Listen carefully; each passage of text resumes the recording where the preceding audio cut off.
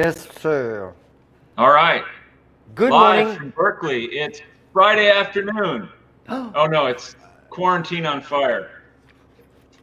Is it Friday? No, kidding. No, it's Friday. Thank God it's Friday. Oh, Tomorrow's wow. the weekend. We can take the days off. We can just stay at home. It'll be the Oh my weekend. God, that's cool. Okay, that's great. Well, guys, good morning, good evening, good afternoon. Which one you pick? I'm James Mellgren. I'm I'm at Chef home, Olive. Sorry. and this guy is Chef Olive, and he's at the Kitchen on Fire studio. So my name is not Jeff. It's Chef. Okay, I'm not Jeff Olive. I'm Oh, Chef Jeff is Olive. my brother. All right, so this is good. We So solved a lot of the issues that we had yesterday. bueno, Yeah, bueno. go. We have a good show for you today. We're going to talk about chocolate, America's probably favorite dessert. The world. Uh, we're going to talk about meat and how it's graded. We're going to talk a little bit about cookbooks, and we'll see where it takes us from there. Nowhere. Okay, Nowhere. So I was standing in line at Berkeley Natural today with my wife. We were waiting to buy some groceries, and there was quite a line. It was, it always looks longer than it is because everybody's spaced 6 feet right, apart. right. We probably waited 15 minutes in line, maybe 20, but it was a beautiful day. And I thought to myself, back in the Depression, people waited hours in line, and they didn't even know if there was going to be any food when they got up there. And even Right. in Russia, after the fall of the Soviet Union, I had a cousin living over there, and she said, people would wait for hours Oh to my God, buy I know. a pair of shoes or a loaf of bread. And now we have to wait in line to get into the store for safety reasons. But once you're in there, you have all this glorious food at your disposal to buy. And Yeah, exactly. We're lucky to have all this food now. I was wondering when you started with that discussion, I was like, did you go to Russia and did you wait? So I was okay. yeah, I went to Russia to buy food today. I thought it would be quicker. So, so we're having borscht and caviar for lunch today. The good news is the caviar is really cheap there. The bad news is the plane ticket is really expensive. Caviar So is really awesome also. it kind of balances out. It's really, really good. I Anyway. think all in all, it's probably more affordable to buy caviar here. But that's just me. Okay. So we're going to kick off with a question. And the question is kind of a long question, but it's a very Well, good question. so what did you? When did you want to talk about chocolate? Right now, ahora, Ahorita. maintenant. So, Okay. student asked, why is chocolate from Belgium and Switzerland so acclaimed and actually called Belgian chocolate or Swiss chocolate when the chocolate itself all comes from South America? And It's a good Africa, no? question. Huh? And Africa. Some Africa, mostly South America. A comedian once asked that question, and he said, "What is it with Belgian chocolate? Are they just really good stirrers?" Oh yeah, right, exactly. That's so funny. And that is basically the answer: is that these countries have just become very, very expert at blending and creating good chocolate. So you're right. Like chocolate all comes from somewhere else. It all comes from down by the equator. I was right. You were right. Ah. But Belgians and Swiss, also the French, Italians to some extent, and then of course today in America too. So it's all about the processing. It's certainly more and more it's about the place of origin, but then ultimately it's about how it gets processed, how it's used, and how it's blended with other flavors and different styles and forms and textures. And that's why it's named Swiss chocolate, because of their unique way of processing the chocolate, or Belgian chocolate, for example. Okay. But you're right, chocolate does not grow in Switzerland. So I'm right. I know, I've been to Switzerland, and there are no chocolate trees there. So what about when people talk about Dutch cocoa, Dutch processed cocoa? That's a process. That's Yeah. kind of like London dry gin. It doesn't have to be made in Holland, but it's the Yeah. process that was developed there for making the cocoa. And they were the ones that came up with it, and they still do it the best. And And that's cocoa powder, right? right. And I forget the exact process, but it has to do with sort of, freeze drying the chocolate and then extracting the essence of the chocolate and grinding it into this wonderful powder. Great. So it's just a process. You could do it anywhere, but they just do it the best. So chocolate has a lot of antioxidants, and I know people don't know that. It's actually pretty incredible amount of antioxidants and numerous super fats. And when you look at chocolate, which is really cool, the sugar content is really, really low. I'm talking about chocolate that are above 70, 75% cocoa, Right. of course. I like to eat the 80%, 88%. I like to eat that. Not everybody likes it, but I would suggest you eat at least 70 to 72%, at least minimum. Because in What this do you do with chocolate- the other 30%? Give it away? Yes. You pay 30% more. And you can eat. And you're it's talking, very- of course, about the content of chocolate in the bar. So if you buy a bar that's 70% cacao, that means 70% of it is actually the good stuff, and the rest Right. is, emulsifiers and sugar and that sort of thing. So the lower the higher the number, the less other stuff is in it, and the more benefits you're getting from the cacao. Yes. So chocolate and red wine are often compared because they have a lot of antioxidants at the same amount together. They are, again, I want to point out the sugar content that is very low in high cocoa content chocolate. And this is something you can eat, not too much, just like anything else, but you want to eat chocolate a little bit every day. Mm-hmm. Yeah, it's good for you. Absolutely. It's also good with red wine. Actually, you know what? You can't. Chocolate and red wine doesn't go together. I see a lot of people doing that. Or it just doesn't, because the tannin of the chocolate prevents you from tasting the wine. The wine tastes horrible. You're talking about white wine or red wine? Whatever wine. Huh. To me, it tastes really too tannic. I don't think it's a good idea. You know what's great to eat chocolate with is port. Oh, right. Or any like a banyul, those red sweet Right. wine, those banyul, or that would work. Sherry would work, something a little sweeter. I'm not really big on sweet stuff, but chocolate is, I really hate it. It's like chocolate and artichoke. You can't do that. Artichoke is a big, fatty, very bitter and tannic, and that you can taste that. So you can never Right. serve artichoke or chocolate with wine. That's my opinion, but whatever. So artichoke flavored chocolate's probably not a good idea then. And that might work. But then you're white, you shoot it. You don't sip it. Right. Well, speaking of which, for our Yes. history lesson today, Yes. we'll talk a little bit about chocolate. Yes. Chocolate was originally a beverage and was for thousands of years. The Mexicans, the Aztecs, they drank chocolate, and it was often drunk in ceremonies and rituals and things. And they put all kinds of stuff in it. They put chilies in it and honey and different things. So consequently, when it was first taken back to Europe, that's what they thought it was. And so for probably the first century that it was in Europe, chocolate was just consumed as a beverage.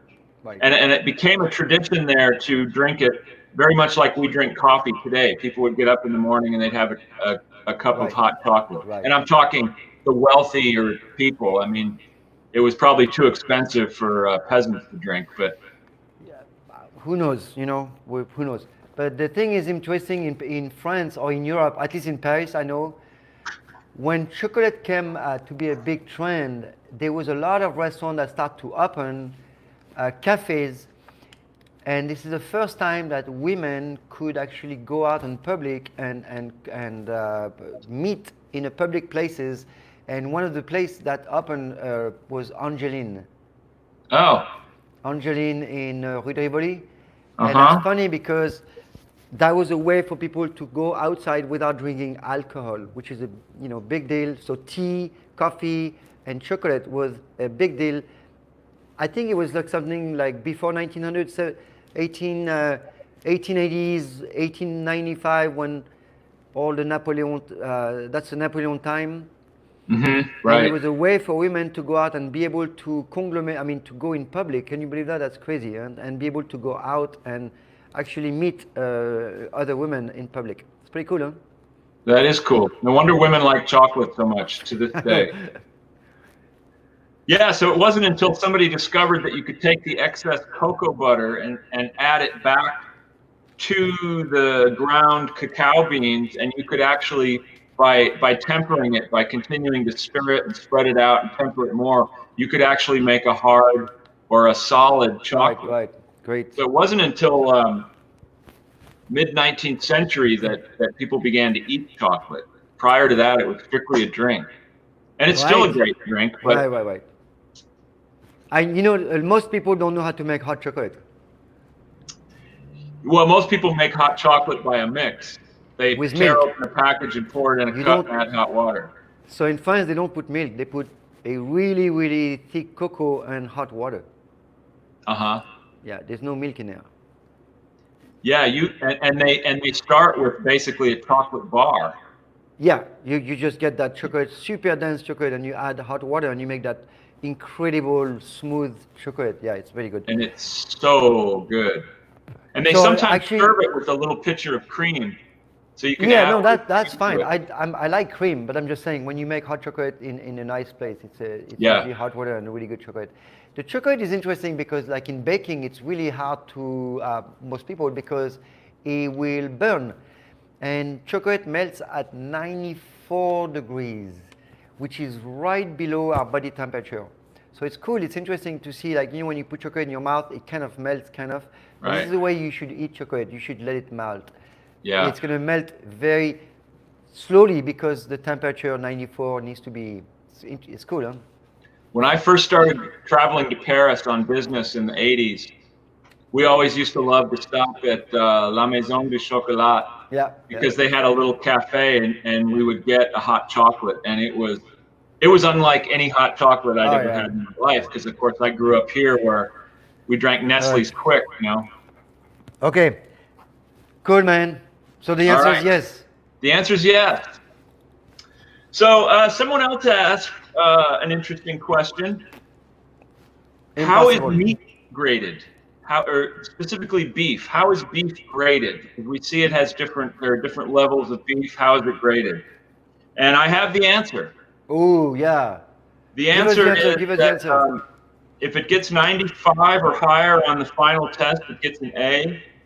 But it can answer the extra credit question and get a higher grade. I'm kidding, of course. Oh, yeah. No, because I'm like, what is it? So I was wondering if that was the waves of the sound. I'm like, is he losing it? That's it. Has he lost his mind? I mean, Well, did the answer to that is yes, also. But did you I really do say have that? I do have some real answers to the question.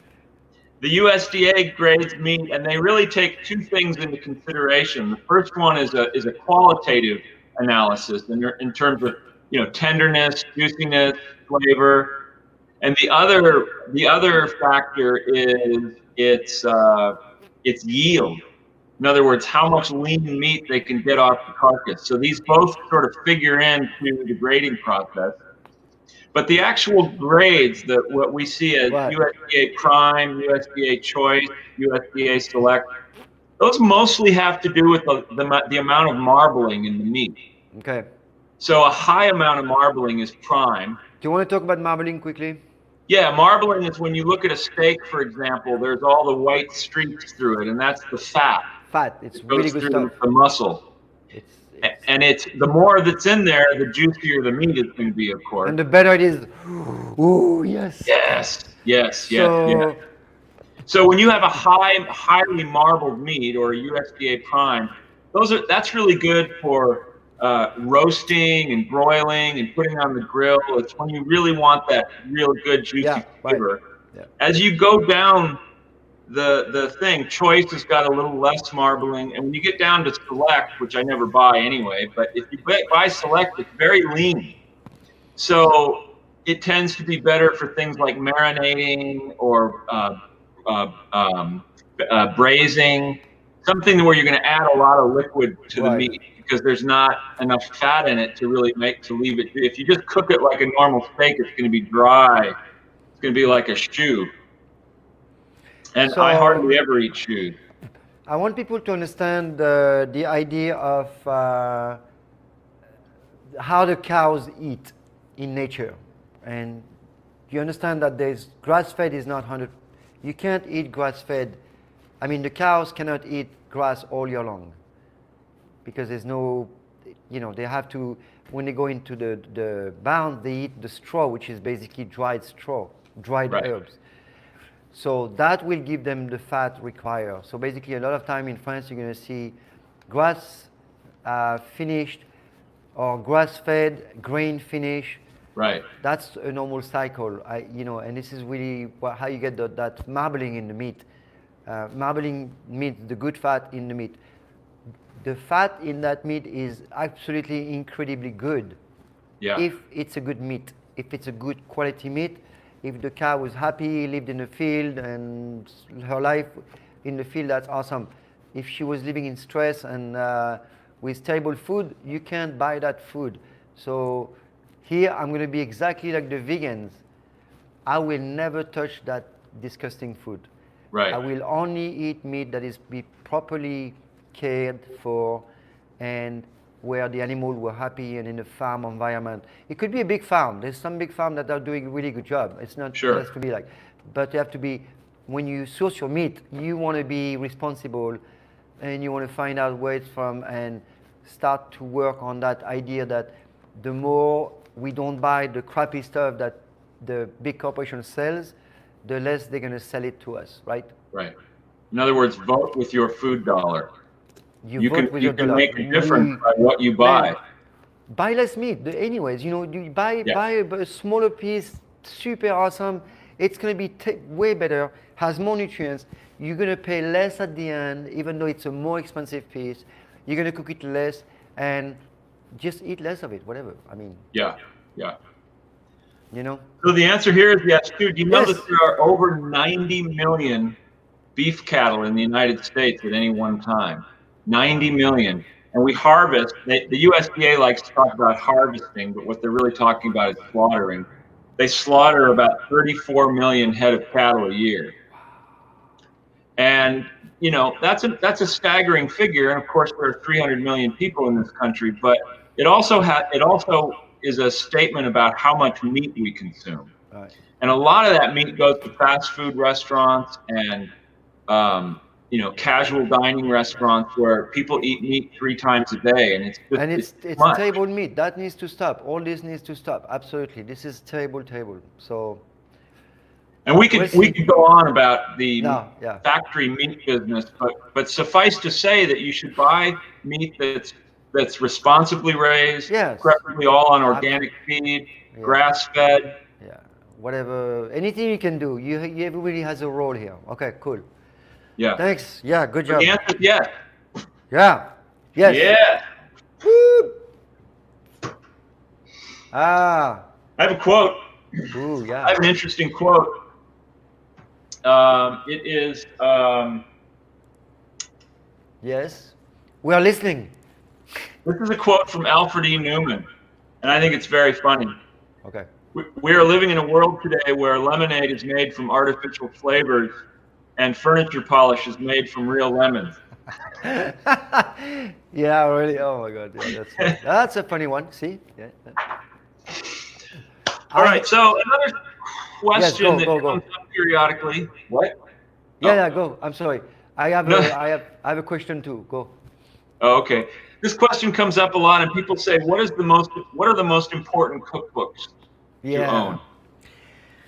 Good one. And the answer, of course, is ours. Yeah. You didn't bring them? I did. No, it's fine. It's fine. James. Okay, so we did 2 cookbooks. I did 3, but we did 2 together. This is a César cookbook. César is right next door to my kitchen. I opened kitchen in '98 with some really cool people. Of course, not by myself. and I ran this place for 8 years until I sold my share and opened Kitchen Affair next door, and I'm here now. And we did 2 books together, which is Cesar and the bar book. That was really fun. Yeah. And then I did another book after Kitchen Affair Techniques. So cookbooks. What's your take? Well, I mean, there are a lot of good cookbooks, and there are a lot of Yes, cookbooks that come out lots of every cookbooks. year. And I don't think there's any one cookbook that is Yeah. better than another. I mean, I have my favorites. I'm sure you have your favorites. But generally speaking, I think the most important cookbooks to focus on are books that really teach you something, Yeah, yeah, rather than just a collection of, here's just a random collection of recipes that my grandmother made. I mean, those can be fine too, if they're Yeah. good recipes. But I think what attracts me to a book is if I'm going to learn something new, I'm going to learn new techniques. yeah, I'm going to learn something about a foreign cuisine, a cuisine that's Yeah. foreign to mine, yeah. or maybe a book that tells some great stories. For example, this is one of my favorite books. Madeline Kamen, who was a great cooking instructor. She was French, but she lived in the United States for 20, 30 years. Who's that? Madeline Kamen. Can you see her name there? Yeah. She wrote a lot of books that were really like she wrote a book called The Making of a Cook, which really taught technique. Oh yeah, right. This one has got stories of all these incredible women she knew growing up in France, and each chapter is about one of these women and then about what they cooked. So this is an example of a book that tells great stories about food and really exposes you to another cuisine and another culture and another time. So what I like about cookbooks is there's 2 ways I like a cookbook. One is really interesting ingredient that I didn't think of or I didn't think of mixing. And sometimes I'm going to see a technique that's different and interesting. Right. So when I go cookbook, I'm going to look at the ingredient list quickly, and I'm going to look at the direction. I'm going to take 1 or 2 recipes and look at the direction and how it makes sense. Sometimes cookbooks, well, right now they're way better than a few years ago, but sometimes they don't make sense, and sometimes there's huge mistakes. It's more rare today because now publishers are really good at editing Right. But I've still have cookbooks where you have like you read that book and you're like, what is going on here? There's steps missing, or so you have to, when you read a cookbook, you should take 1 recipe, read it entirely, see if it makes sense. If it makes sense, if it's well written, then you can look at a couple more recipes, and then if you like the recipes, if you like the originality, and if you think you're going to learn something, then you can buy it. Lots of people buy cookbooks. I love cookbooks. I think they are amazing, and I have tons of them. And I think it's not going to go away. No. Cookbooks are really cool. They have cool pictures, great stories in there. Here's an example of a book that is very instructive. This is a book that's going to teach you new things about ways of thinking about food. This came out maybe 2 years ago. She got a lot of press. She did a series based on the book on Netflix. Yeah. So this is, that's the kind of book I like, that really teaches. Yeah, there's a lot of books, people. This Samuel, she's very famous. She's from Japanese. I actually knew her when she was at Japanese because I was at Cesar next door, and people from Japanese used to come at night to have a drink. So I knew all those people, and lots of people are doing cookbooks. The cookbooks are very repetitive because there's nothing new to be added. You have to remember that. Fish, what? What is it saying? From a chef, basically, a person that doesn't have knowledge won't know if it makes sense. No, it has to make sense when you read it. So basically, when you read something, it has to make sense for actually someone who is not a chef. If you read the book and it doesn't make sense, then it's not good.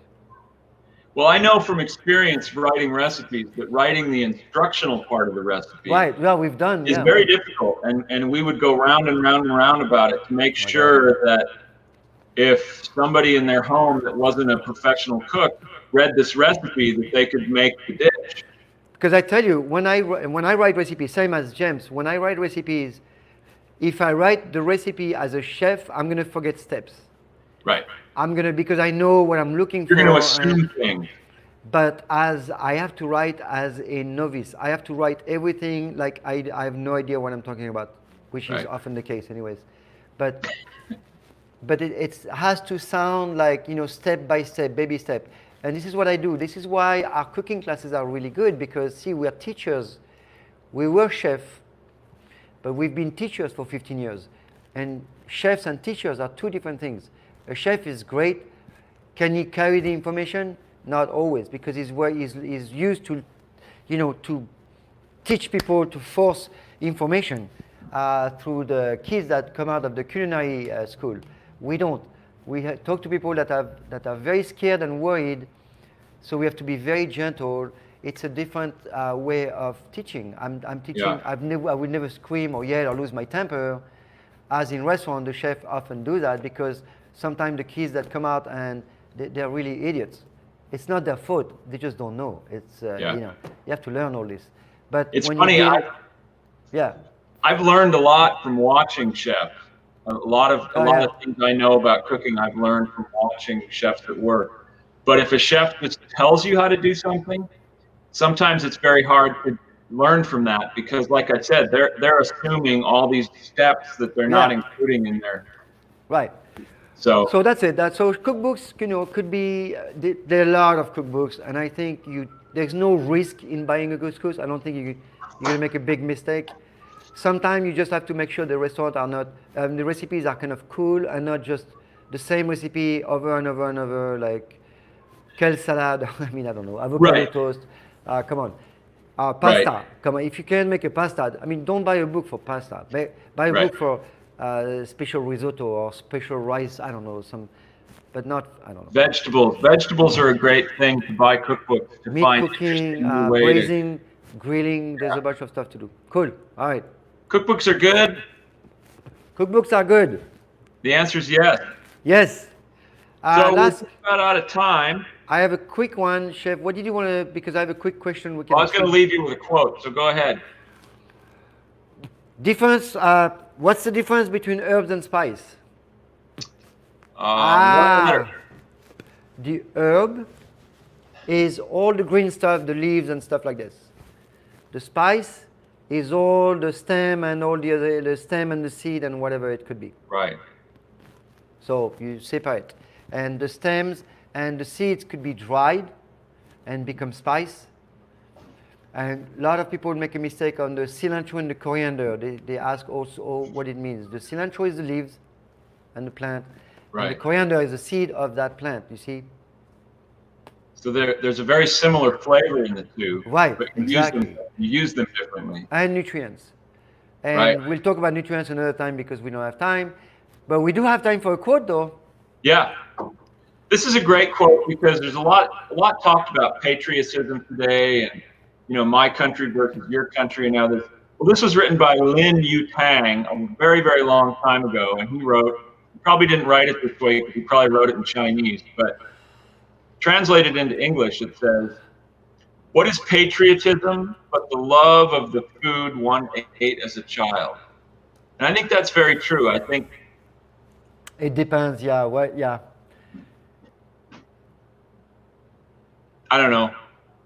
I grew up eating a certain way, and there are yes, certain food take me right back to my Oh, childhood. yeah, totally. That's it's called a memory bank. So Yeah. comfort food, memories. Yeah, this is something we can. Yeah. Anyway, cool. All right. Well, thank you, people. So that's it for this week, huh? Oh my God. Yeah. that's great. Thanks for joining us. Gosh, this was our first really cool So podcast. we are going to make food. People, the response is really, really good. We're going to come out. So I think we're going to start in about 10 days. We are going to make really, really healthy food that are super good for immune. So the food that we're going to make few items, extremely nutrient dense. We'll let you know. We'll do a posting and we'll put that on the website soon. Cool? I'm going to go upstairs and make some food today. I'm going to be here. I'm in my kitchen all by myself. I don't know if you can see. I'm going to show you a little bit. This is my laboratory. I'm here. This is actually my cooking, where I do my videos and all my stuff. This is my kind of, and I'm all by myself here. and in a kitchen doing whatever video podcast. And he's going a little mad. Why little? Ah! All right. See Bye, you next guys. week.